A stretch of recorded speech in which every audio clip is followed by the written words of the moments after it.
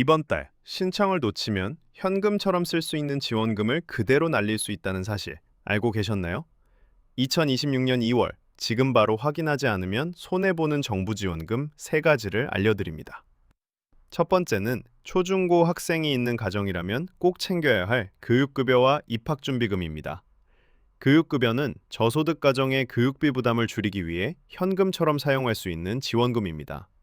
문제는 연중 신청이 가능하다고 해서 나중에 해도 된다고 생각하는 분들이 많다는 점입니다. 하지만 2월에 신청하면 3월 새학기 시작 전에 바로 지급을 받을 수 있습니다. 예를 들어 아이 교복, 학용품, 참고서, 체육복까지 학기 초에는 한 번에 큰 돈이 나가죠. 이때 교육급여가 먼저 들어오면 가계 부담을 크게 줄일 수 있습니다. 또 하나 중요한 것이 입학준비금입니다. 이 지원금은 교육청이나 학교별로 2월 초부터 신청 공지가 올라오는 경우가 많습니다. 신청 기간이 짧은 경우도 있어 공지 확인을 놓치면 그대로 지원금을 못 받는 사례도 적지 않습니다.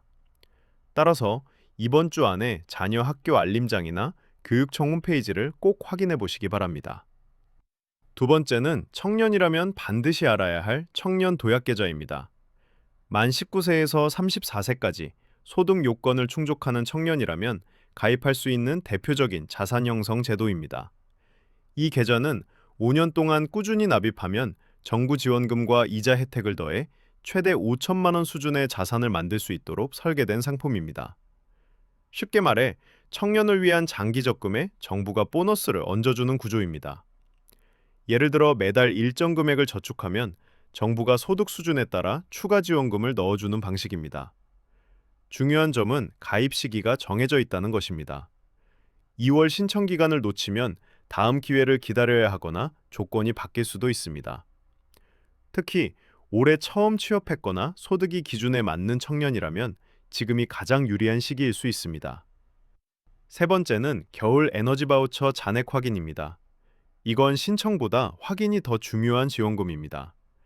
에너지 바우처는 전기, 가스, 난방비 등에 사용할 수 있는 실질적인 생활비 지원 제도입니다.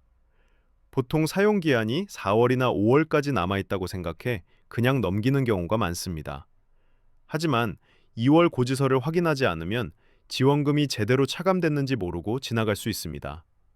만약 잔액이 남아있다면 그 금액을 여름 전기요금으로 2월에 사용할 수 있는 경우도 있습니다. 즉, 지금 확인만 해도 여름 전기요금을 줄일 수 있는 숨은 지원금이 될 수 있다는 뜻입니다. 오늘 핵심만 정리하면 이렇습니다.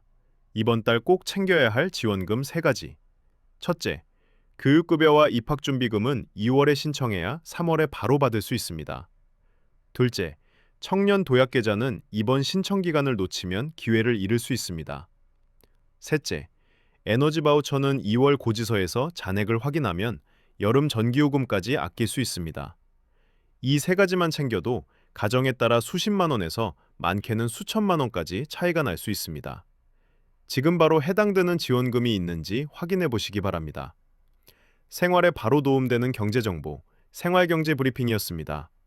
구독하시면 매일 꼭 필요한 생활경제 정보를 받아보실 수 있습니다.